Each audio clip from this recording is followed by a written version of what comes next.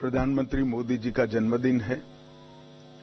पूरे देश में कई संस्थाएं जन्मदिन को सेवा पखवाड़े के नाम से मनाने का निर्णय किया है, जो हर साल करते हैं। 17 सितंबर से 2 अक्टूबर ये 15 दिन देश भर के सभी जरूरतमंद लोगों की सेवा में हमारे जैसे कई कार्यकर्ता इसको लगाएंगे। प्रधानमंत्री जी एक छोटे से गांव के गरीब परिवार में जन्म लेकर दुनिया के सबसे बड़े लोकतंत्र के प्रधानमंत्री बने। न केवल प्रधानमंत्री बने, 10 साल में दुनिया भर से 15 अलग अलग राष्ट्रों ने इनको अपना सर्वोच्च पुरस्कार देकर न केवल प्रधानमंत्री जी हमारे देश का गौरव बढ़ाया है।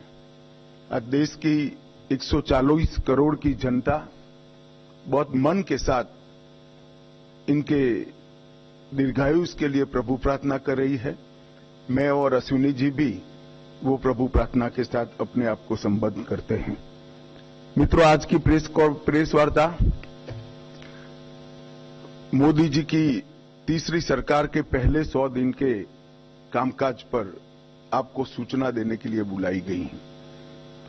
जैसे आप जानते हैं, लगातार 10 साल भारत के विकास को समर्पित, भारत की सुरक्षा को समर्पित और भारत के गरीबों के कल्याण को समर्पित सरकार चलाने के बाद इस आम चुनाव में तीसरी बार भारतीय जनता पार्टी को और हमारे साथी दलों को सरकार बनाने का एक जनादेश जनता ने दिया। इसके परिणाम स्वरूप 60 साल के बाद पहली बार कोई एक नेता तीसरी बार अपनी घोषणा के साथ देश का प्रधानमंत्री बनकर देश का नेतृत्व कर रहा है। 60 साल के बाद पहली बार देश में राजनीतिक स्थिरता का माहौल आया है और नीतियों के सातत्य को भी हमने अनुभव किया है। और नीतियों की दिशा, नीतियों की गति और नीतियों को क्रियान्वयन करने की सटीकता, ये तीनों 10 साल तक बरकरार रखकर 11वें साल में प्रवेश करना, मैं मानता हूं, बहुत कठिन है। दुनिया के कई देशों में भी देखा गया, जहां एक प्रकार से वाइब्रेंट लोकतंत्र है, वहां पर ऐसे बहुत कम ही उदाहरण दिखाई पड़ते हैं।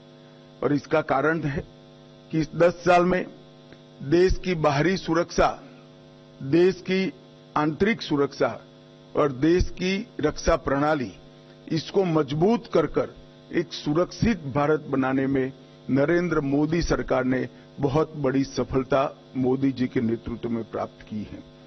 शिक्षा के अंदर आमूलचूल परिवर्तन, हमारे चिर पुरातन शिक्षा शैक्षणिक मूल्यों को समाहित करते हुए, हमारी भाषाओं को गौरवान्वित करते हुए और आधुनिक से आधुनिक शिक्षा को समाहित करते हुए नई शिक्षा नीति लाने का काम नरेंद्र मोदी जी ने किया है।